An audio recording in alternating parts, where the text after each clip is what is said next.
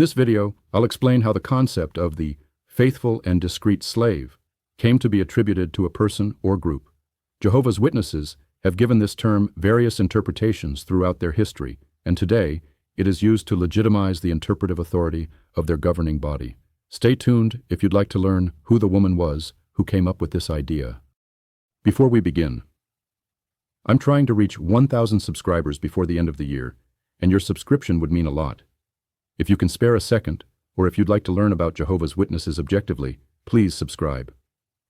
We have a lot of fun here, and I'm sure you'll enjoy it. Also, since you're subscribing, why not give the video a like? It helps the algorithm recommend it and reach more people on YouTube, and again, I really appreciate it.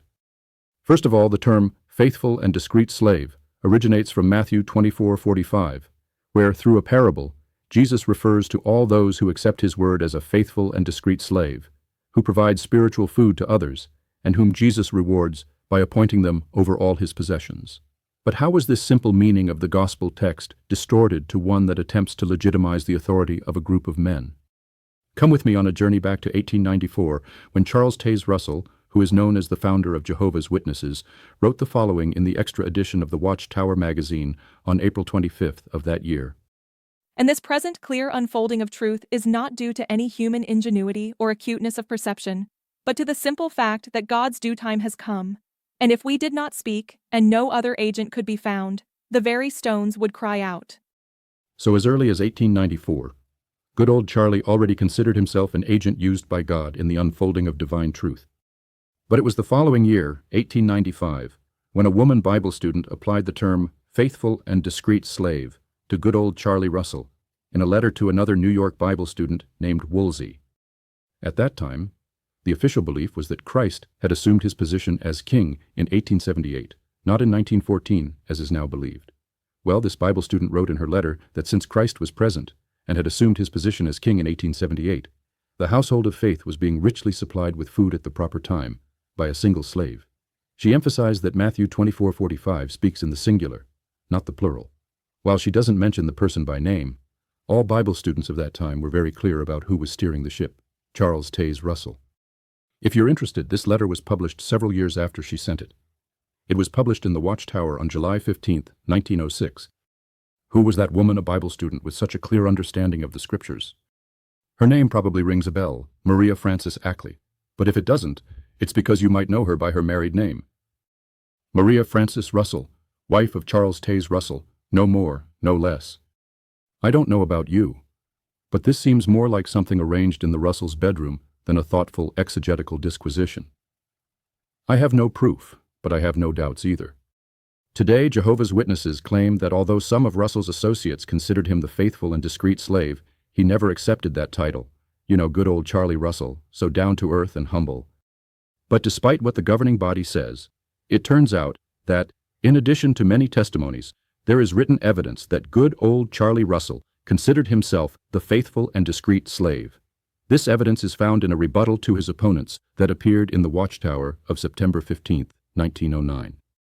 They claim that we have improperly applied Matthew 24:45 to the Watchtower publications, and that upon that assumed authority, we have sought to take away the liberties of the Church and to lord it over God's heritage. Those applications were made by our enemies as something they could combat, and the more they have combated their supposed man of straw, the more they have shown up their own impotence and the truth of the proposition they called attention to a matter which our modesty would have hindered our mentioning. The more they have attacked our position, the larger is the number who have realized its truthfulness. If the wording of the paragraph seems confusing, it's because Russell was making an effort to say that he was indeed the faithful and discreet slave, not by saying it directly, but rather by putting it in the mouths of his opponents, while at the same time accepting that it was true.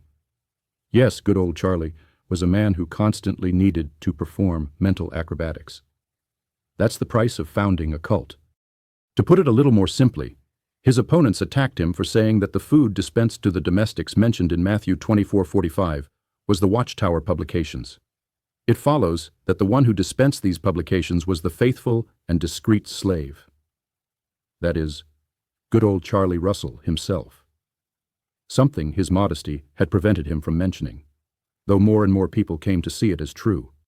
It is evident that what had begun 40 years earlier as a Bible study group had already become a sect with a clearly visible leader who sought to consolidate his authority by distorting biblical texts.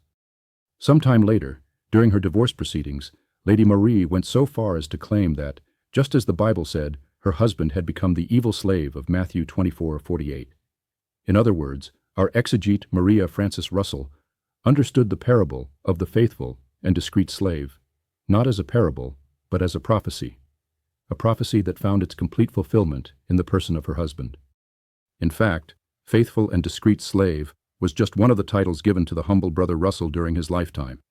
He was also called the Laodicean messenger, a clear reference to the 7 churches in Asia Minor mentioned in the first 3 chapters of Revelation. In those days, the 7 churches were understood to represent Christ's church as a whole during different ages. The Laodicean church was seen as a type of the last phase of the church. Consequently, since Bible students believed that the last phase had begun in 1878, and Russell was being used as Jehovah's chosen spokesman to expound new truths to the church, he was, by definition, the Laodicean messenger. In this photo, you can see that this title is part of his tombstone. Another title applied to him was the man with the inkhorn, in reference to Ezekiel chapter 9, where Jehovah commands a man to mark those who will be saved on the forehead with an inkstand. With all this evidence, it's clear that his opponents were wrong. It wasn't that Russell was lording it over the church. Rather, Russell believed himself to be a being chosen by God for the salvation of humanity, one in whom all the scriptural prophecies about the last days were fulfilled. Don't forget to leave a like so the algorithm can recommend this video to more people. Subscribe. And if you want to know what Charles Russell's thinking style is called, click the link below. See you. Faster than the speed at which this man collected titles.